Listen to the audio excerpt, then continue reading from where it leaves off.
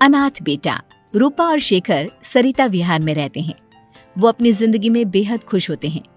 दोनों का शौर्य नाम का एक बेटा भी होता है, जिस पर दोनों ही अपनी जान छिड़कते हैं।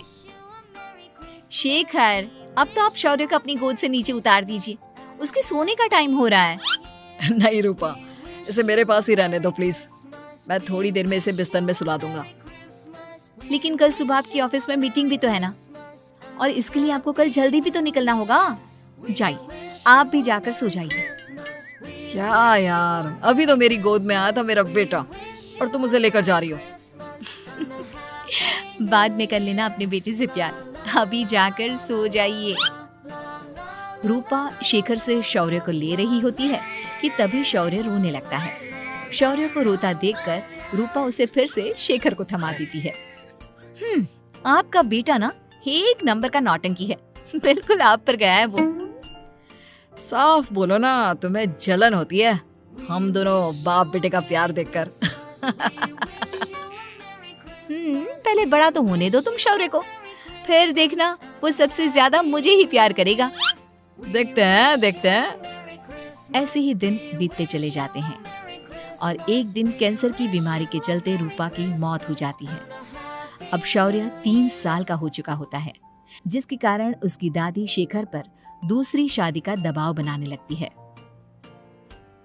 शेखर, शौर्य अभी बहुत छोटा है और उसे इस समय एक माँ के प्यार की बहुत जरूरत है।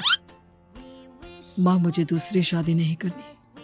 क्या पता जो दूसरी औरत आएगी वो मेरे बेटे को एक माँ का प्यार दे या ना दे। तो रूपा की छोटी बहन वैशाली से ही शादी क्यों नहीं कर लेता? वो तो शौर्य को एक माँ का प्यार पूरा दे सकती है ना। मैंने कहा ना माँ, मुझे दूसरी शादी नहीं करनी, और अपनी ही पत्नी के बहन से तो हरगिज नहीं। ऊपर से अगर रूपा देख रही होगी तो वो क्या सोचेगी? अपने लिए ना सही, लेकिन तुझे शौर्य के लिए तो शादी करनी ही पड़ेगी ना बेटा। शेखर कुछ कहता उससे पहले ही अंजुमन उसे रूपा की कसम दे देती है, जिसके आगे मजबूर होकर शेखर शादी के लिए हामी भर देता है।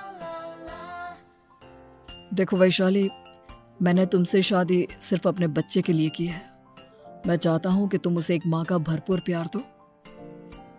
शौर्य, आपके साथ साथ मेरा भी कुछ लगता है। अगर आप मुझसे शादी नहीं भी करते, तब भी मेरा प्यार शौर्य के लिए कभी कम या ज्यादा नहीं होता। शादी के कुछ दिनों बाद ही शेखर की माँ की भी मौत हो जाती है। वैशाली शौर्य को एक माँ से भी बढ़कर प्यार देती है। शौर्य को लेकर वैशाली का यूं निस्वार्थ प्यार देखकर शेखर को भी उससे प्यार हो जाता है और कुछ सालों बाद शेखर और वैशाली का भी लड़का हो जाता है। लेकिन इसके बाद वैशाली का शौर्य को लेकर बर्ताव बदलने लगता है। वैशाली, मैं देख रहा हूँ तुम आजकल शौर्य का जरा भी ध्यान नहीं रख रही हो। मुझे पता नहीं था कि आदित्य के होने के बाद तुम इतना बदल जाओगी। आदित्य मेरा अपना सगा खून है और शौर्य दीदी का, फिर मैं दोनों में अंतर कैसे नहीं करूं? माँ भले ही दोनों के अलग अलग हैं, लेकिन पिता तो एक है ना। अगर मुझे पहले पता होता कि तुम इतनी जल्दी बदल जाओगी तो मैं कभी तुमसे शादी ही नहीं करता। हाँ, तो किसने कहा था आपसे मुझसे शादी करने के लिए? मैं थोड़ी ना आई थी आपके पास, आपकी माँ ही आई थी मेरे घर आपका रिश्ता लेकर। वैशाली, मुझे तुमसे ऐसी उम्मीद नहीं थी। गुस्से में शेखर अपना पैर पटकता हुआ शौर्य को वहाँ से लेकर चला जाता है। पापा, मम्मा मुझसे प्यार क्यों नहीं करती? क्या मैं उनका सगा बेटा नहीं हूँ, इसलिए मुझसे प्यार नहीं करती? मम्मा नहीं करती तो क्या हुआ बेटा, पापा तो करते हैं ना आपसे प्यार। कुछ दिनों के बाद, आज तुझे खाना पीना कुछ नहीं मिलेगा, चल चुपचाप से अपने रूम में जाकर सो जा। माँ, अब भाई को खाना क्यों नहीं दे रही हो? बेटा, तू आराम से खाना खा, इस नालायक की चिंता मत कर। एक दिन खाना नहीं खाएगा तो मर नहीं जाएगा ये। अगर भैया नहीं खाएंगे तो मैं भी नहीं खाऊंगा।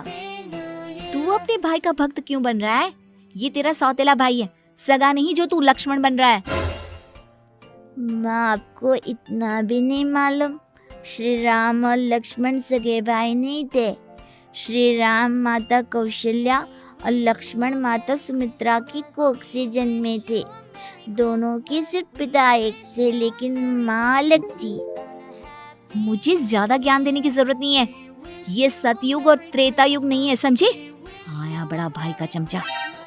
इतना कहकर वैशाली वहां से चली जाती है, जिसके कुछ टाइम बाद शिखर वहां आता है और आदित्य उसे सारी बात बताता है।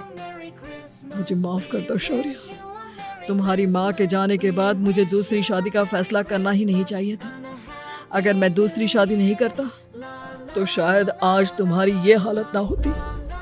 नहीं पापा, अगर आप शादी नहीं करते तो मुझे आदित्य जैसा छोटा भाई कभी नहीं मिलता। थैंक यू मुझे इतना अच्छा भाई देने के लिए। तुम दोनों हमेशा ऐसे ही साथ रहना, फिर कोई भी तुम दोनों का कुछ नहीं बिगाड़ पाएगा। चलो मैं तुम दोनों को आइसक्रीम खिला कर लाता हूँ, बहुत भूख लग रही है ना। शिखर शौर्य और आदित्य को आइसक्रीम दिलाने लेकर जाता है। वो दोनों को पार्क में खड़ा करके आइसक्रीम लेने जा ही रहा होता है, तभी तेज रफ्तार से आती हुई एक गाड़ी उसे कुचल देती है और उसी पल शेखर की मौत हो जाती है, जिसके बाद शौर्य की जिंदगी नर्क से भी बदतर हो जाती है। सुन रे चिरकुट, इस घर के किसी भी सामान को मेरी मर्जी के बगैर हाथ मत लगाना। इन सब पर अब तेरा कोई हक नहीं है, समझा? ठीक है माँ, मैं आपकी इजाजत के बगैर किसी चीज को हाथ नहीं लगाऊंगा। चल जाकर अब पूरे घर की सफाई कर। महज 7 साल का शौर्य वैशाली के कहने पर अपने नन्हे नन्हे हाथों से पूरे घर की सफाई करने लगता है। ऐसे ही दिन बीतने लगते हैं, लेकिन मासी से माँ बनी वैशाली को उस मासूम से बच्चे पर जरा भी तरस नहीं आता। क्यों शौर्य, ये घर में इतनी गंदगी कैसे हो रही है? ढंग से सफाई नहीं की है क्या तूने? माँ मैंने तो अच्छे से सफाई की थी, लेकिन आदित्य बार बार इधर उधर चलकर गंदा कर देता है। अच्छा, खुद से एक काम ढंग से नहीं होता और अपनी गलतियों का जिम्मेदार मेरे बेटे को ठहराता है। इतना कहकर वैशाली बांस का डंडा उठाकर शौर्य को जोर जोर से मारने लगती है। तभी वहां वैशाली के मायके वाले भी आ जाते हैं और उसकी सारी करतूतें देख लेते हैं। माँ मैं ऐसा क्या करूँ जिससे आप मुझे भी आदित्य के जितना प्यार करोगी? बोलिए ना माँ, मेरे क्या करने से आपके अंदर मेरे लिए ममता जागेगी? वैशाली शौर्य की एक नहीं सुनती, उसके ऊपर डंडे बरसाती जाती है। हद पार होते देख वैशाली की माँ उसका हाथ पकड़ती है और जोर से उसे थप्पड़ मारती है। यही सब करने के लिए तूने दामाद जी से शादी की थी? हमने सपने में भी तुझसे ऐसी हरकत की उम्मीद नहीं की थी। तू माँ नहीं, माँ के नाम पर एक धब्बा है। बस कीजिए माँ, आदित्य के इस दुनिया में आने से पहले मैंने इसे बहुत प्यार किया था, लेकिन अब जब मेरी खुद की औलाद है तो मैं किसी और के बच्चे से प्यार क्यों करूं? अरे नालायक औरत, जिसे तू किसी और का बच्चा कह रही है वो तेरी खुद की सगी बहन का बच्चा है। बहन है तो क्या हुआ, मेरे अपने बच्चे से बढ़कर तो नहीं हो सकता ना ये कभी। अगर यही बात थी तो तू हमें तेरी माँ मर चुकी है, समझा? अब निकल जा मेरे घर से। माँ अब बहुत गंदी हो, मुझे भी नहीं रहना आपके साथ, मैं भी भाई के साथ ही जाऊंगा। अरे तू क्यों जाएगा, तू तो मेरा सगा बेटा है, जाने दे इसे। हम यहाँ ऐश से रहेंगे, तुम्हारे पापा बहुत सारी जमीन जायदाद छोड़ गए हैं तुम्हारे लिए। नहीं माँ, मुझे भाई के साथ जाना है। आप अच्छी नहीं हो, आप बहुत बुरी हो, आप भाई को बहुत परेशान करती हो। देख वैशाली, तुझसे ज्यादा समझ तो इस मासूम बच्चे में है। ये तेरे बुरे कर्मों का ही नतीजा है जो आज तेरी सगी औलाद खुद से तुझे ठुकरा रही है। आदित्य, तुझे इस शौर्य ने भड़काया है ना मेरे खिलाफ? नहीं माँ, मुझे किसी ने भड़काया नहीं, पर मैं सब देखता हूँ, सब समझता हूँ। भाई बहुत अच्छा है, वो आपकी जैसा नहीं है। चलिए नानी।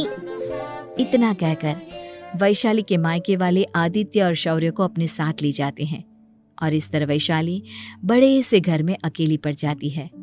2 बेटों के होते हुए भी आज उसे माँ कहकर बुलाने वाला कोई नहीं हो।